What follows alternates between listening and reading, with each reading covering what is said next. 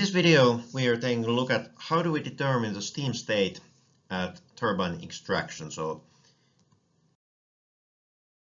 basically we have two ways to determine the state of steam when we extract some of the steam out of the turbine.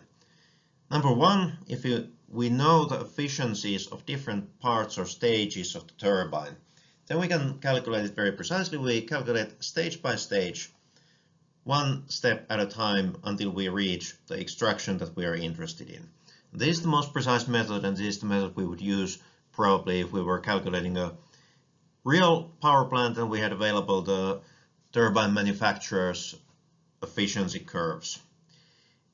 Within this course, that's a little bit too elaborate and too time consuming, so we are doing it the easy way around, the method number two, which is basically that we calculate first the full expansion curve all the way to the end point, just like we did in the previous video about the expansion curve and calculating the end point with isentropic expansion efficiency, and then we just simply check where that line crosses the isobar of the pressure at which we want to do the extraction. So let's take a look at how it works in practice.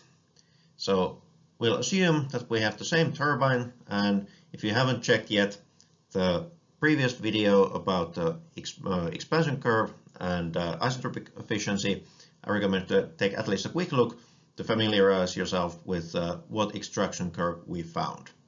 Now, based on that one, we assume that we add a 5 bar or 500 kilopascal extraction to that turbine. And how we do that. So this is the expansion curve that we found.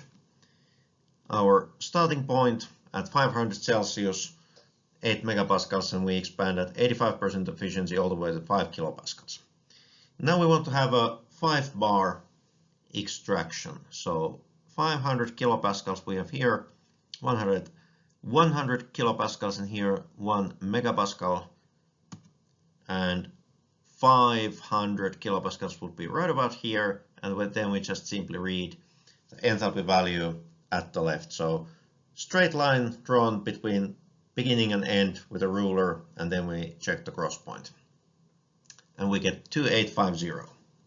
Now, important point to note here is that what you might think that you could do just as well is calculate first this 5 bar extraction with the 85% efficiency, and then you finish calculating all the way to the end with the same efficiency.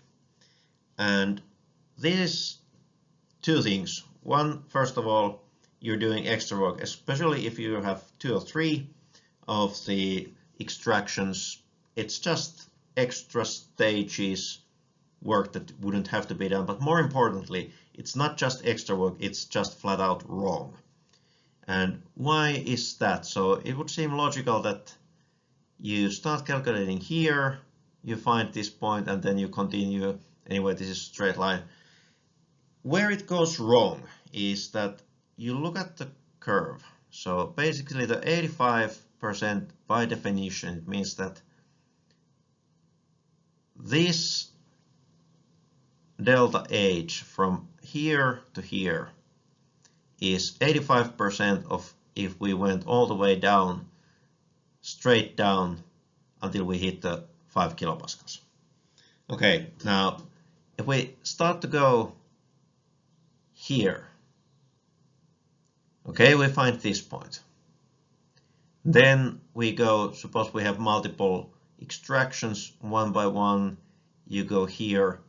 So then what you're ending up with is that your delta H actual, the sum of all delta H actuals, is going to be the same as if you calculate with 85% all the way to the end. But you are comparing it not to this line, but the sum of each individual delta HS. And the sum of these is actually not going to be the same, because if we look at the isobars, they are expanding as you go to the right. So this one is at a lower angle than this one. So the further down you go and closer you are to this curve, the bigger the mistake is going to be. So important to remember that always when you have extractions, first calculate all the way to the end with the isentropic expansion efficiency and then check the points. You might make minor mistakes that way with finding the exact enthalpy at the extraction, but if you do it in multiple stages, the end point of the expansion, which is more important, that's going to start to drift more and more.